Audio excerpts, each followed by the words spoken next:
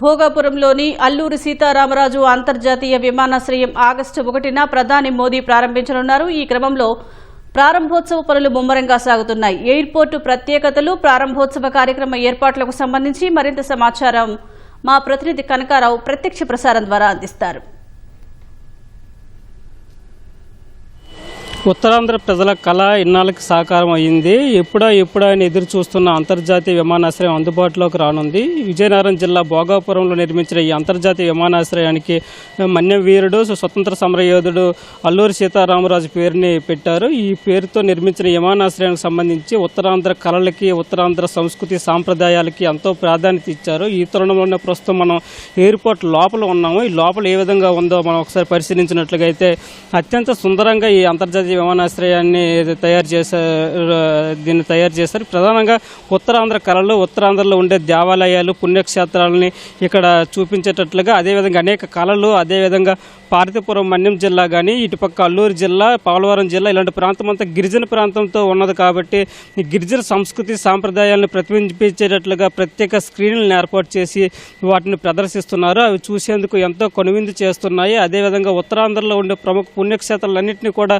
దానిపైన ప్రదర్శించడంతో ఎంతో మానసిక ప్రశాంతతని అవి ఇస్తున్నాయని చెప్పొచ్చు. ప్రత్యేకంగా రూపొందించిన లైటింగ్ సిస్టమ్ కూడా ఈ అంతర్జాతీయ విమానాశ్రయానికి ఒక ప్రత్యేక ఆకర్షణగా నిలబడుతుందని చెప్పొచ్చు. ప్రధానంగా పైన ఏవైతే కనిపిస్తున్నాయో ఆ లైటింగ్ అంతా కూడా కింద మనం చూసుకున్నట్లయితే ఫ్లోరింగ్ మీద కూడా ఆ లైటింగ్ కనిపిస్తుంది. అంటే ఒక రకమైన అందాన్ని ఇది ఇస్తుందని చెప్పవచ్చు. ఇది ఒక మానసికంగా ఒక ఎంత కనువిందు చేసే విధంగా కూడా ప్రశాంతత ఇచ్చేటట్లుగా కూడా ఉంటుంది. అదేవిధంగా ఈ ఉత్తరాంధ్ర అంటేనే, ప్రధానంగా విజయనగరం అంటేనే అనేక కళలకి పుట్టినీళ్ళని చెబుతారు. ఆ విధంగా భారతీయ సంస్కృతి సాంప్రదాయాల్ని ప్రతిబింబించేటట్లుగా కూచిపూడి, భరతనాట్యం వంటివి కూడా ఇక్కడ ప్రదర్శిస్తున్నారు. కాబట్టి అవి కూడా చూసేందుకు ఎంతో కనువిందు చేస్తున్న పరిస్థితి ఉంది. ఈ ఆగస్టు 1వ తారీఖు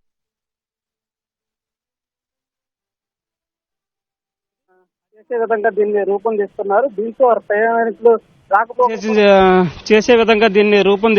దీంతో ప్రయాణికులు రాకపోకలు కూడా 17వ తారీఖు ఆగస్టు 17 నుంచి రాకపోకలు కూడా సాగించేందుకు అనువుగా దీన్ని రూపొందిస్తున్నారు. ప్రస్తుతం మనం ఆ లోపల ఒకసారి చూసుకున్నట్లయితే, ఏదైతే బోర్డింగ్ పాస్ తీసుకున్న తర్వాత లోపలికి వచ్చినట్లుగా అయితే విమానాశ్రయానికి సంబంధించి లగేజ్ ఇదన్నీ పంపించుకోవడానికి ఏర్పాటు చేసిన ఆ యంత్రాలను కూడా మనం చూడొచ్చు. ఇవి సాంకేతికంగా ఒక అప్డేటెడ్ దీంట్లోనే ఇక్కడికి తీసుకొచ్చారు. ఎందుకంటే ఇది నూతనంగా నిర్మించిన అంతర్జాతీయ విమానాశ్రయం కాబట్టి ప్రత్యేకంగా దీన్ని ఏర్పాటు చేశారు. ఇవి చూసేందుకు కూడా ఎంతో కనువిందు చేసేటట్లుగా ఇక్కడ స్క్రీన్ మీద కూడా వివిధ రకాల అంశాలతో కూడిన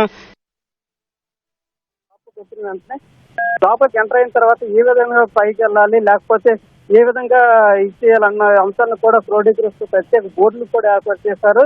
సెల్ఫ్ డ్రాప్, అదేవిధంగా చెక్ ఇన్, సెక్యూరిటీ చెక్, ఇవన్నీ కూడా ప్రత్యేకంగా బోర్డులు ఏర్పాటు చేసి ఎవరికి ఎటువంటి సందేహం లేకుండా, ఇంకొకరికి అడగకుండా, ఇంకొకరికి మీద ఆధారపడకుండా దీన్ని ఏర్పాటు చేయడంతో ఎవరైతే ప్రయాణికులు ఉన్నారో వాళ్ళు వచ్చిన వెంటనే ఎటువైపు వెళ్ళాలో ఏంటన్నది కూడా చూసుకునే విధంగా ఇక్కడ ఏర్పాటు చేశారు. ప్రధానంగా ఈ భోగాపురం అంతర్జాతీయ విమానాశ్రయం ఉన్న ఈ స్థలంలో కొన్నేళ్ల క్రితం మనం చూసుకున్నట్లయితే భోగాపురం విమానాశ్రయం ప్రారంభం కాకముందు ఇదంతా కొండ ప్రాంతం, అదేవిధంగా బీడి భూములు, తర్వాత కొంత పంట పొలాలు, కొన్ని గ్రామాలు ఉండే ప్రాంతం. ఇప్పుడు చూసుకున్నట్లయితే ఈ గ్రీన్ ఫీల్డ్ ఎయిర్పోర్ట్ నిర్మించడం వల్ల ఈ ప్రాంతం ఎంతో సుందరవన దీనిగా తలపిస్తుంది. అదేవిధంగా ఈ స్థానికంగా చుట్టుపక్కల ఉండే గ్రామాల్లో ఉండే ప్రజలకు కూడా ఉపాధి అవకాశాలు ఈ అంతర్జాతీయ విమానాశ్రయంలో లభించాయి. ప్రధానంగా కొంతమందితో ఇక్కడ ఉన్న సిబ్బందితో మాట్లాడితే వాళ్ళంతా కూడా ఈ చుట్టుపక్కల ఉండే గ్రామాల పేర్లు చెబుతున్నారు. ఈ విధంగా ఈ విమానాశ్రయం రావడం వల్ల ఇతర ప్రాంతాలకు వలస వెళ్లే ఉత్తరాంధ్రలో కూడా ఉపాధి అవకాశాలు మెరుగుపడ్డాయని చెప్పడానికి అదే తార్కాణంగా నిలబడుతుంది. ఎందుకంటే ఇతర ప్రాంతాలకు వలస వెళ్లే ప్రాంతం, ప్రధానంగా శ్రీకాకుళం కానీ, విజయనగరం ప్రాంతాలు ఇతర ప్రాంతాలకు వలస వెళ్లే ప్రాంతం, ఉపాధి రీత్యా కానీ, ఉద్యోగ రీత్యా కానీ ఇలా వెళ్తున్న తరుణంలో ఈ అంతర్జాతీయ విమానాశ్రయం రాకతో ఈ ప్రాంత ప్రజలకి ఉపాధి, ఉద్యోగ అవకాశాలు అనేవి మెరుగుపడడంతో పాటు ఈ ప్రాంతం అంతా కూడా అభివృద్ధి అయ్యేందుకు అవకాశం ఉంది. ఇప్పుడు ఈ భోగాపురం అంతర్జాతీయ విమానాశ్రయం సంబంధించి విమానాశ్రయం రావడంతో అనేక కంపెనీలు వాళ్ళ కంపెనీలను ఏర్పాటు చేసేందుకు కూడా అనుమతులు పొందాయి. కొన్ని ప్రాసెస్ లో ఉన్నాయి, మరికొన్ని అంటే మరికొన్ని కంపెనీలు కూడా వచ్చేందుకు అవకాశం ఉంది. ఇదే విధంగా విశాఖపట్నం నుంచి తక్కువ సమయంలో అరగంట నుంచి గంట వ్యవధిలోనే చేరుకునేటట్లుగా ఈ విమానాశ్రయానికి సంబంధించి రహదారులు 7 రహదారులు నిర్మాణం చేపట్టారు. దాంట్లో 4 రహదారులు ఇప్పటికే దాదాపు పూర్తి అయిపోయి మిగతావి కూడా త్వరలో పూర్తి చేస్తామని చెప్పేసి చెబుతున్నారు. ఇక్కడ ఉన్న పచ్చదనం, ఈ ప్రాంగణంలో ఉన్న పచ్చదనం అంతా కూడా కొనుగోలు చేస్తుంది. ఎంతో ఆకర్షణీయంగా కనిపిస్తుంది. ఒక నూతన సాంకేతికను ఉపయోగించిన ఏర్పాటు చేసిన లైటింగ్ సిస్టమ్ కూడా ఎంతో కొనుగోలు చేస్తుంది.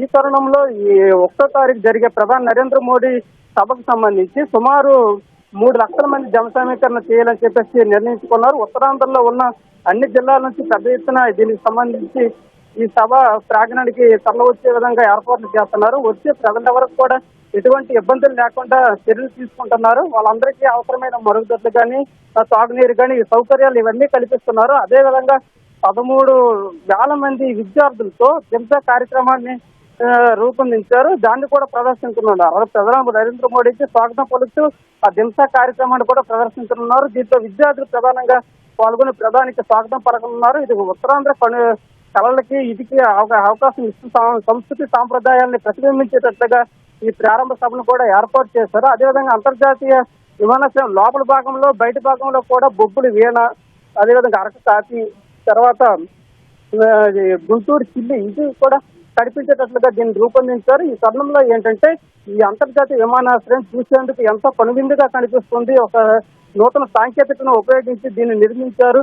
మిగతా అంతర్జాతీయ విమానాశ్రయాలతో పోలిస్తే కొంచెం డిఫరెంట్ గా ఈ కొత్త టెక్నాలజీ, ఎందుకంటే నూతనంగా ఏర్పాటునైన అంతర్జాతీయ విమానాశ్రయం కాబట్టి దీన్ని కొంత సాంకేతిక అప్డేట్ వెర్షన్ లో కూడా ఉంటుంది. దీంతో ఏంటంటే ఈ ప్రాంత వచ్చే కస్టమర్లకి సంతోషం కలగడంతో పాటు ఈ ప్రాంత అభివృద్ధికి కూడా ఎంతో దోహదం చేయనుంది.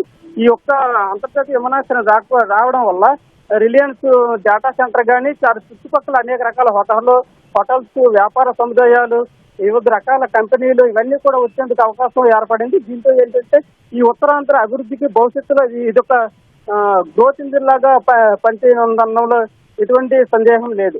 ప్రస్తుతం ఇక్కడ భోగాపురం అంతర్జాతీయ విమానాశ్రయంలో ఉన్న పరిస్థితి ఇది. నాగేశ్వరరావుతో కనకారావు, ఈటీవీ న్యూస్, భోగాపురం నుంచి.